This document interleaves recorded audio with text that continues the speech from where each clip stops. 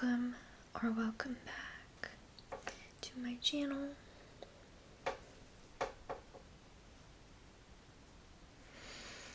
I hope that you're doing well.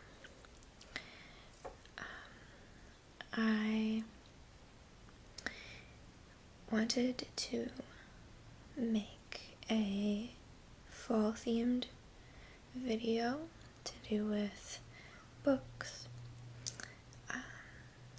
I have been seeing a lot of these videos around where people talk about book recommendations for books that have a particularly fall vibe to them. So today I'm going to talk about a few recommendations that I thought of, but I could only think of a few because unlike a lot of other YouTubers, I haven't read hundreds of books yet, so I don't have a ton of recommendations. But I am definitely in the fall mindset now. It's a little early because it's still September, but I am feeling like I'm ready for cooler weather and also just reading kind of darker books and books that have more supernatural fantasy elements to them, books that are kind of spooky, and that's what this video will be about. So I'm going to talk about the books that I definitely plan to read in the fall, and also the few books that I thought of that I've already read that I think could be really good for you to read in the fall. So yeah, I hope that again you're doing well, and that, if like me you're just finishing up summer, that it was a good summer and that you got your fill of the nice warm weather.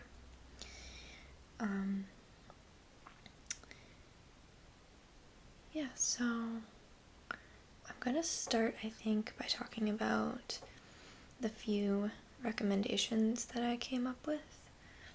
So I have those on my computer, but I do have a few of them physically. So, okay. So when I think of like fall books that really sort of feel like fall, I tend to think of like scary books.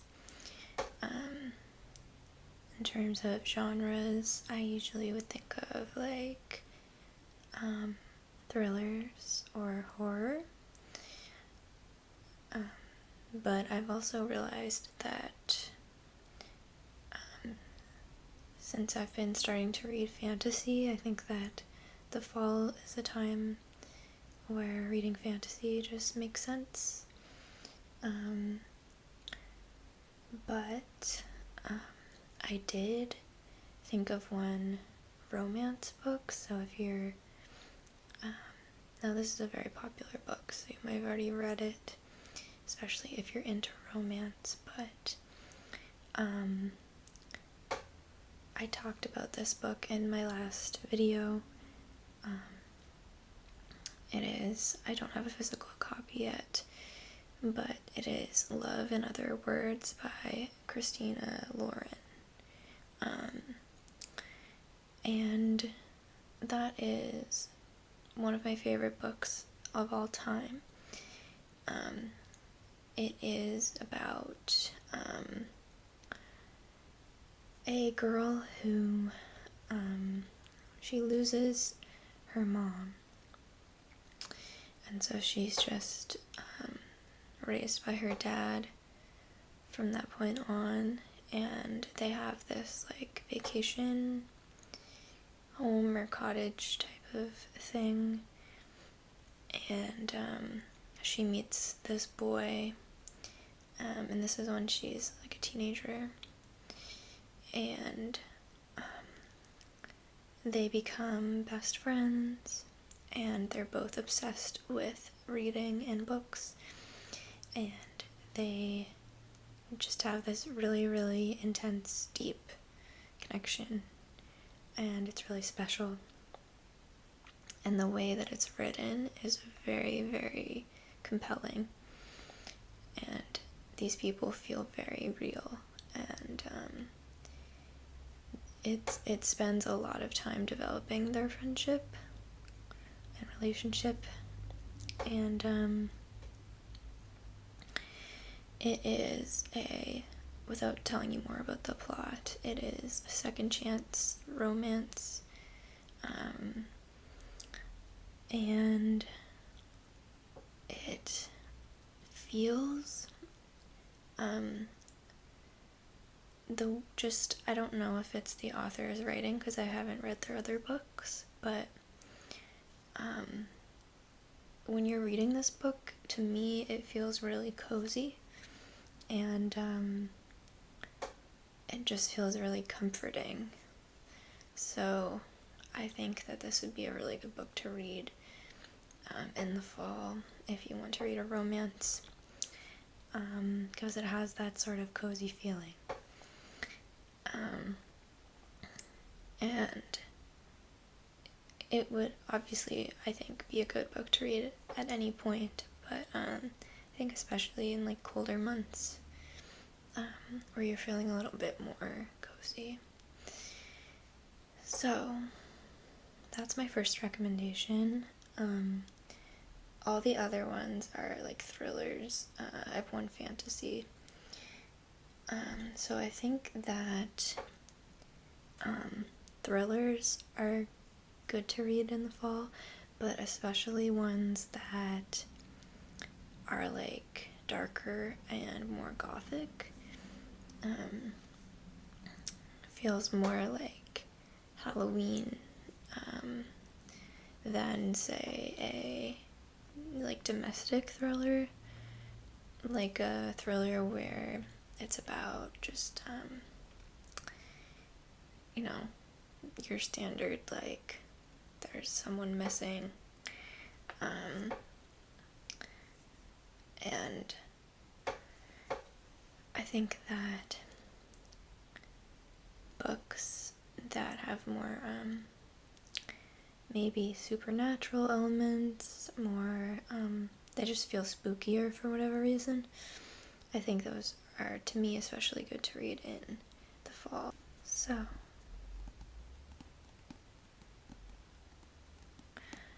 one that I've read that I think is really good is The Only One Left by Riley Sager.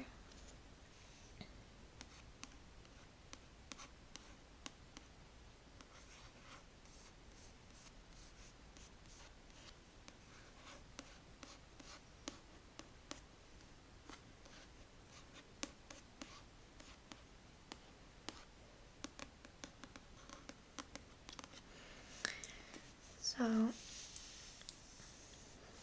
I read this pretty recently, and this was a 5-star read for me. I really, really liked it. So I think that the cover is really well done, and it depicts the story really well in the setting. So it all takes place in this house that's on this huge cliff like this, on the water, on the Atlantic Ocean. And it's about this woman who is a what's it called? Like a caretaker But, oh, it's like a stay, it's like a in-house nurse. I forget the term for it. But she basically, for a very specific reason, which I won't say, is why she ends up at this house. And she is basically sent there to take care of this old woman who is like, she really needs to be taken care of. She's like paralyzed from the waist down, I think, and she's sent there to take care of her. And this book actually has very similar vibes to the classic thriller Rebecca, which, if you've seen other videos of mine, you might have seen how much I love that book. So if you have happened to read that, to have read that, and you liked it, I think you'll definitely like this, because it just is very, not exactly the same kind of story, but to me it felt really similar to Rebecca. So she's sent to this house to take care of this woman, and the woman is, everybody is under the impression that she murdered her entire family when she was like 17. So obviously it's scary for her to go and take care of this woman. But she actually, you're kind of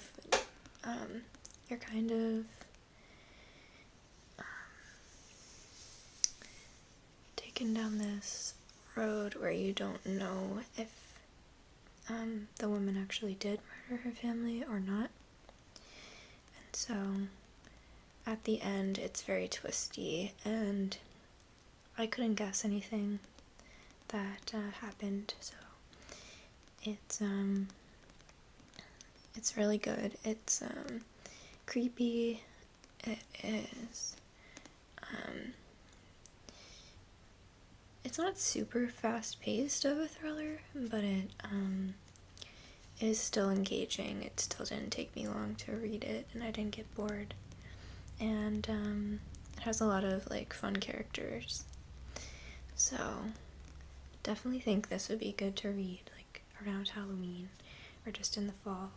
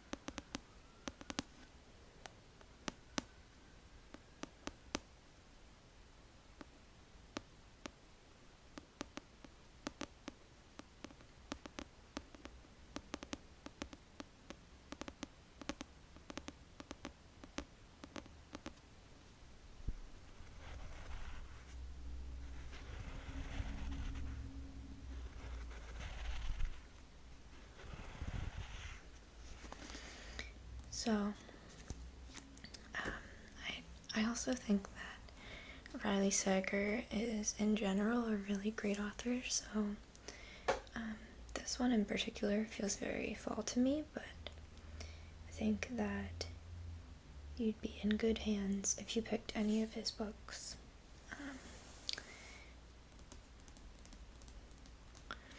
So, I also think that the book that I just mentioned, Rebecca, the author is Daphne du Maurier.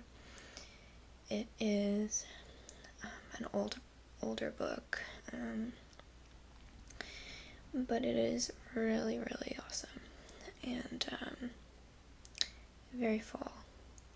It, for the same reasons that I just mentioned for The Only One Left, that book is a little less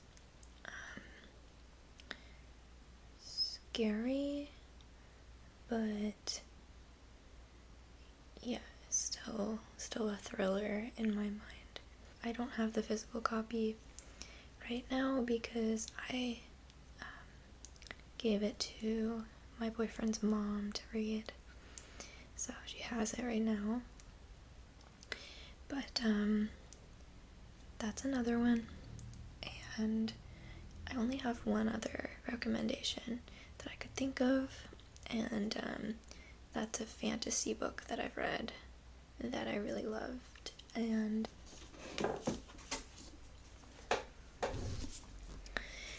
that is Juniper and Thorne by Ava Reed.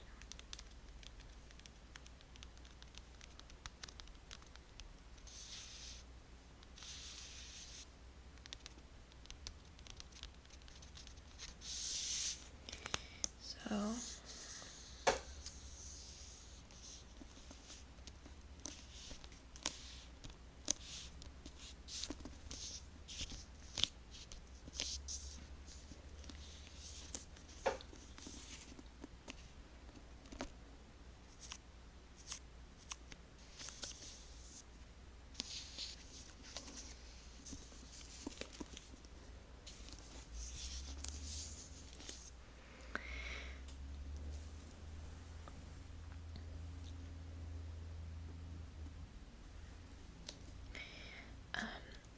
Rebecca is about a woman who's younger. I can't remember if she's like, I think she's early 20s, and she meets an older man in his like 40s who is like super rich and owns this estate, and it's also on the ocean on a cliff. And she falls in love with this man and moves in with him, but she is like not at all rich, and she didn't grow up with money. She's lower in status, and she is thrown into this new world. But this man has his wife passed away, and the big mansion where she lives now, it feels sort of haunted by his late wife, and her name was Rebecca. So that's why it's called Rebecca, and it has some creepy characters, and it has plot twists, and a lot of things happen at the end, and it's very atmospheric and sort of psychological, and it's really, really great. So I forgot to explain what it was about, I realized. But the last recommendation I have is again for a fantasy, and this is, I think, what some people call Gothic Fantasy. So that is Juniper and Thorne by Ava Reed.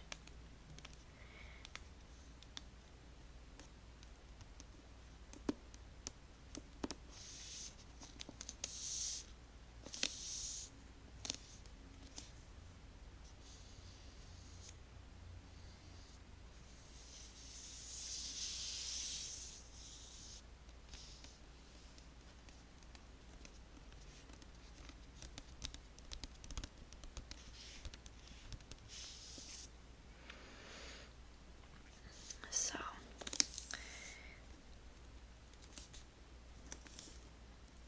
this book is definitely gothic, and it's one of the darker fantasies that I've read. So if you're looking for that kind of thing over fall, I think this is a really good option. I kind of forget what it's about, so I'm gonna read the sleeve. A gruesome curse, a city in upheaval, a monster with unquenchable appetites. Marlinchen and her two sisters live with their wizard father in a city shifting from magic to industry. As Oblia's last true witches, she and her sisters are little more than a tourist attraction as they treat their clients with archaic remedies and beguile them with nostalgic charm. Marlinchen spends her days divining secrets in exchange for rubles, that's money, who keeps his daughters sequestered from the outside world.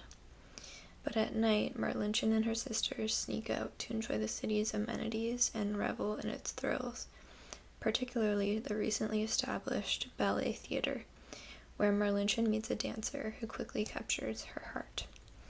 As Marlinchen's late-night trysts grow more fervent and frequent, so does the threat of her father's rage and magic.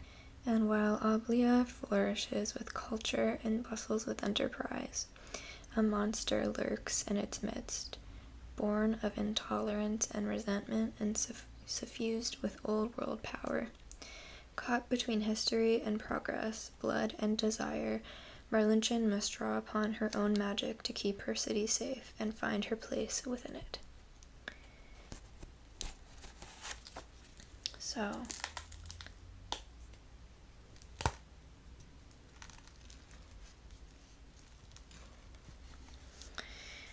she's a witch, and her father is really abusive.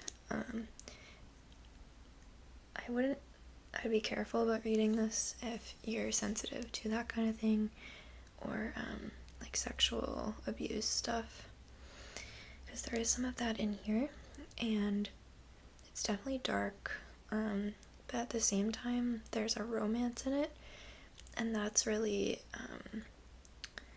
like romantic and really well done. So this book has a lot going on and a lot good about it. So it's very like, it hits a lot of different marks at the same time. It's really good. And it's definitely like gothic and therefore I think very fall. So yeah, so those are the only things I came up with for recommendations. Again, I just haven't read like hundreds of books, so I don't know a ton of them yet. Or like, you know, I've read some that might be fallish, but they might not be good, so I didn't want to recommend them. For the rest of the video, I wanted to share I have a lot of books that I plan to read in the fall. So these are books that I will get to soon, or that I really want to read like by December, basically. So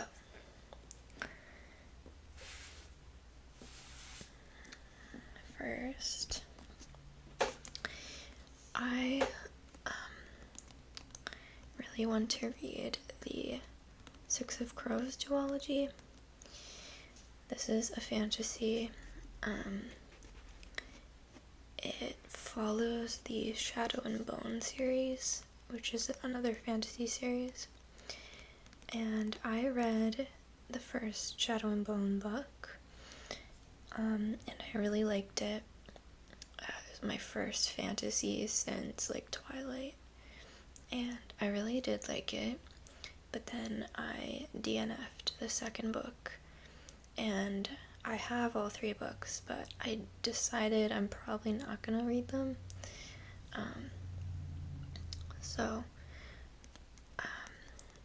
A lot of people actually have done the same thing, where they don't finish that series. Most people seem to like the first book the best in that series anyway, so it doesn't seem really worth it to me, because although this book is like after those, it came out after those, and I think like the story comes after them, but a lot of people have just read these and not read the Shadow and Bone series, like at all. So I've at least read the first one, and people say that you really don't need to understand what's going on and to enjoy it. So I did look up like a YouTube video explaining the things that you do, like, you don't need to know them, but that would be helpful. So I looked that up, and yeah, I think that I'm just gonna jump right into this.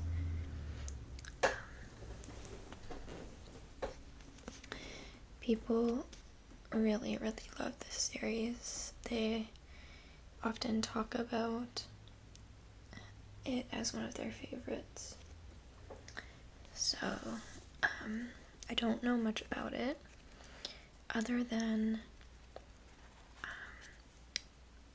it has a trope in it that I really like, and that's found family. So I'm expecting a sort of group of friends who come together and sort of end up being family, and I don't know why, but I really like that trope. So I know that it has that in it, and I know that it has like magic and stuff, similar to what I read in Shadow and Bone, which if you don't know, is kind of like manipulating the elements, so like fire, and manipulate. Some people can manipulate like the body, and like the main character in Shadow and Bone, she kind of fights with light. So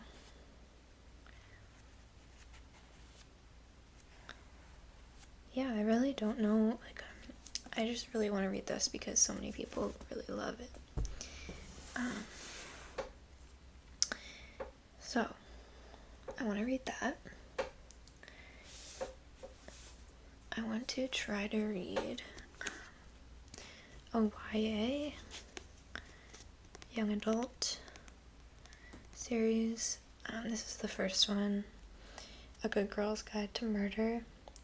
So this is about I think, teenage girl who is like into true crime, and she ends up helping in this investigation for a missing person, something like that. And there's 3 books in the series. I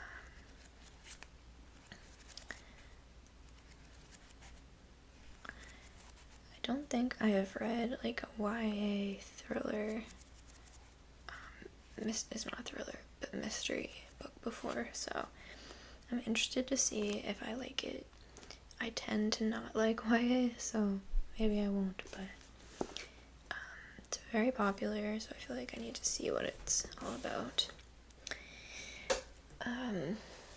I want to read, I forgot about this earlier, I have another Riley Sager book that I want to try.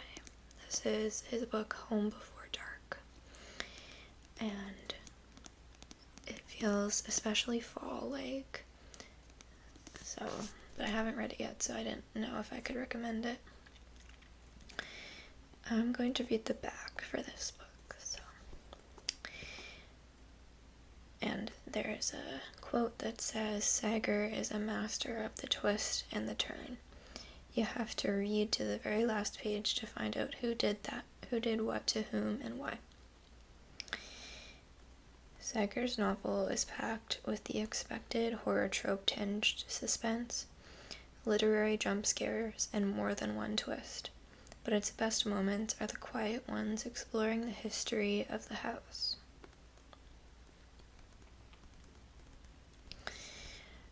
"25 years ago, Maggie Holt and her parents, Ewan, and Jess, moved into Bainbury Hall, a rambling Victorian estate in the Vermont woods.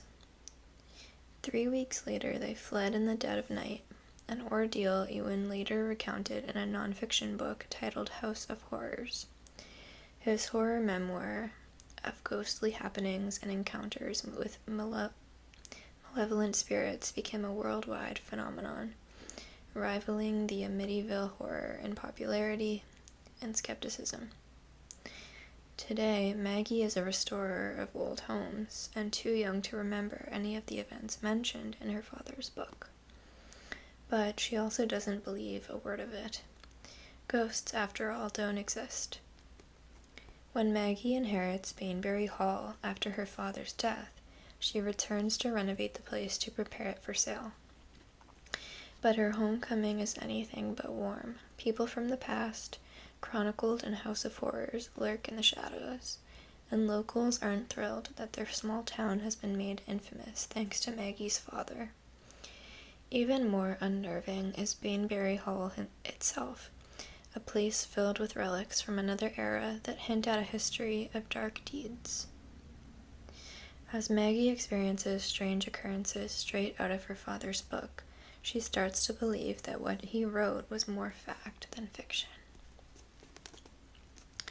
So, doesn't that sound very fall-like? Very Halloween-y?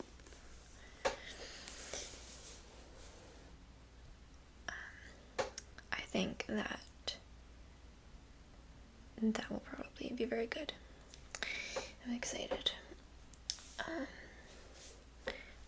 I want to finally get around to reading this book, which I've had for a long time. And it is a collection of short stories. It's called Her Body and Other Parties. And this I want to read in the fall because it has like some horror elements to it. I think so. It's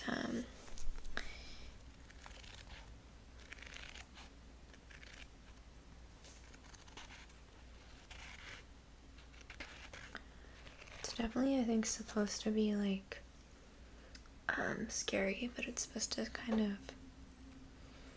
of make you think about reality. So it's sort of supposed to like scare you, but with the goal of making you think, I believe. So I really do enjoy short stories too, so I just don't read enough of them, and I think I should start reading more of them. But again, I've had that for a while, and I really need to get around to reading it, and this should be a very good time.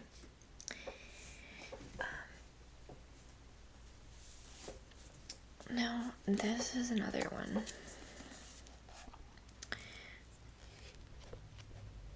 But no, never mind. They're not short stories, but it's a collection of novels in one book.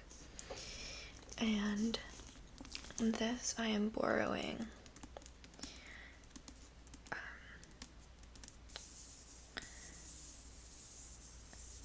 And it's on a recommendation from someone, but I really don't know if I will like it. It's Elmore Leonard,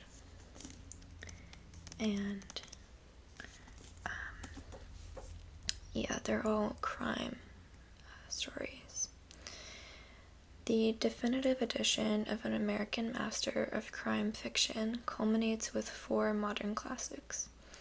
In Get Shorty, a Miami loan shark with an idea for a movie finds a way to break into Hollywood as a producer, the perfect setup for Elmore Leonard's brilliantly satiric take on an industry he knew well.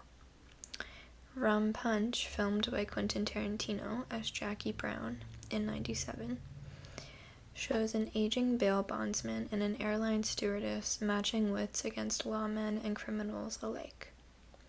An out-of-sight Deputy U.S. Marshal Karen Sisko and escaped bank robber Jack Foley find themselves thrust together in a high-risk fusion of violent adventure and unlikely romance. Included as a special feature is Karen Makes Out, the story that introduced Sisko. The collection concludes with Tishomingo Blues, a kaleidoscopic story involving exhibition high divers, Civil War reenactors, and an unforgettable cast of gangsters and hustlers. This is Elmore Leonard at his unbeatable best. So, I definitely hadn't heard of this author before, but it's probably just because it's not in the circles that I'm in, or the videos that I tend to watch. But it sounds promising. Apparently he's a very big author, and they're all about crime in one way or another. So I'm gonna test it out and see. But I guess I don't have to read them all at once. I could just read one or two of the novels.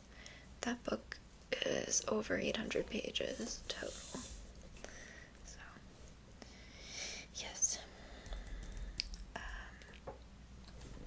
Then, I definitely want to make a bit of a dent in my Stephen King books that I have. I have 6 or 7 at this point that I haven't read. But one in particular that I want to read in the fall is Fairy Tale.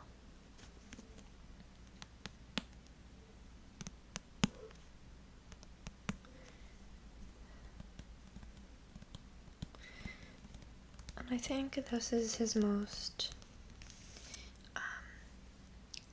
fantasy-esque book, and I don't know, I think that for whatever reason this one is calling my name to read next for a Stephen King book.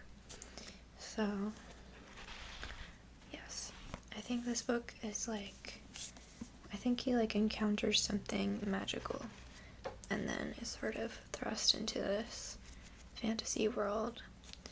So I don't know, but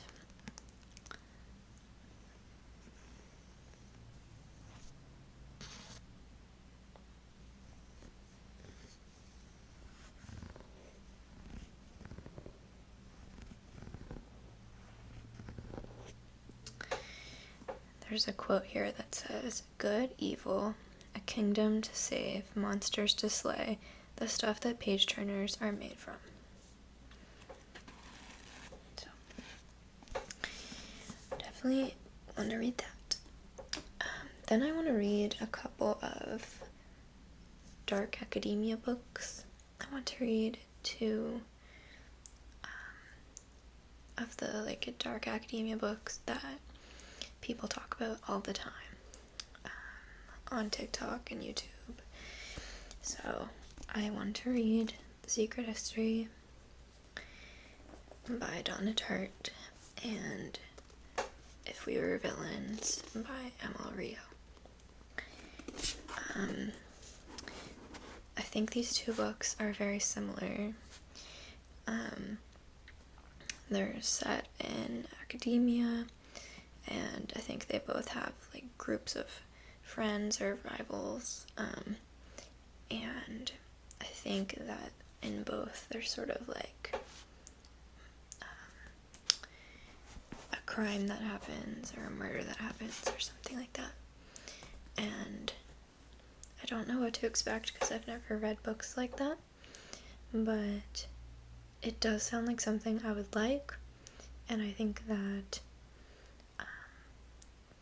dark academia is like a very fall vibe. So I want to read those. I want to finish a book that I started. I am on page 79 of Vicious. The cover is messed up. That sucks. Might be able to get it off. But this book, I still think I could definitely like it. It's not like I stopped it because I didn't like it. I just felt like reading something else, and then I put it down and never came back to it. But this book is basically about people who have superpowers, but you can only get a superpower if you have a near-death experience. So, and there is like some rivalry going on. So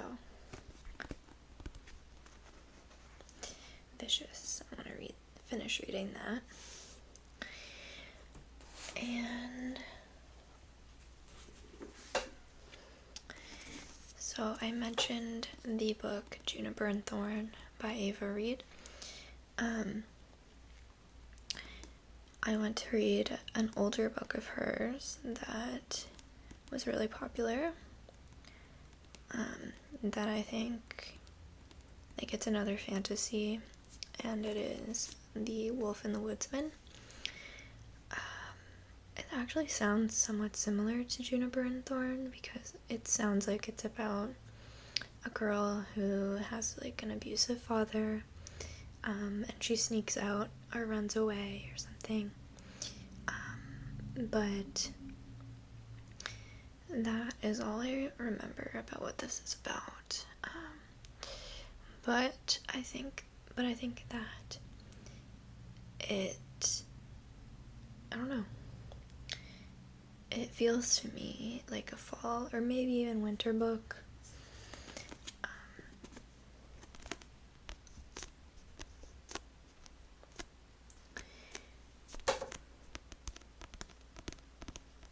But yeah, I have very high hopes for this because I liked Ava Reed's writing so much in Juniper and Thorne.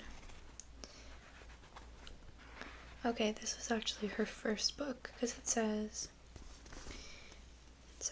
a stunning debut. So I want to read that. I also want to finish this book, Cersei, by Madeline Miller. This is the same author that wrote the really big book, The Song of Achilles.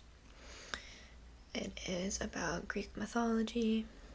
It's about a woman who is sort of exiled, and then she kind of takes revenge, I think. I started it, didn't get very far, and then I never picked it back up. So this feels like a book. I mean, it's orange and black, so it feels like a book that I would read in the fall time, and I'm gonna try to get around to trying to finish it. I just have talked about this before, but I struggle with lots of odd names and things like that in books, and I think this, I definitely remember that kind of happening where I was getting confused and I couldn't remember all of the names that I needed to remember. So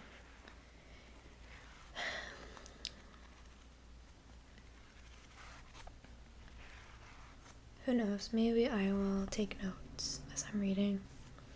Seriously, that could be a strategy. Okay, and then the last book that I have on my books that I really want to try to read in the fall is, this is another dark academia book.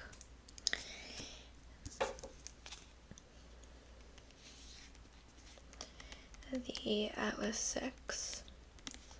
This is by Olivia Blake. I have already read a book by Olivia Blake that I liked. That was Alone with You in the Ether. And I also want to read a couple of her other books. But I'm going to start with this one, and I think this is, again, sort of about, well, I think this book is dark academia meets, like, fantasy. I think there's, like, magic going on. It says, secrets, betrayal, seduction, power. Welcome to the Alexandrian Society.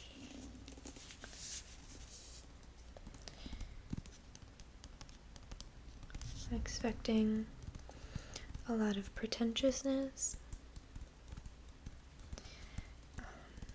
but I'm here for it. I think that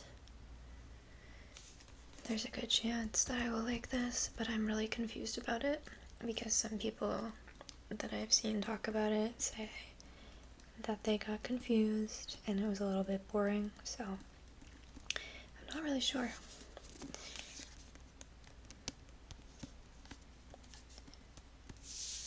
So, her writing is, at least in the first book that I read of hers, it was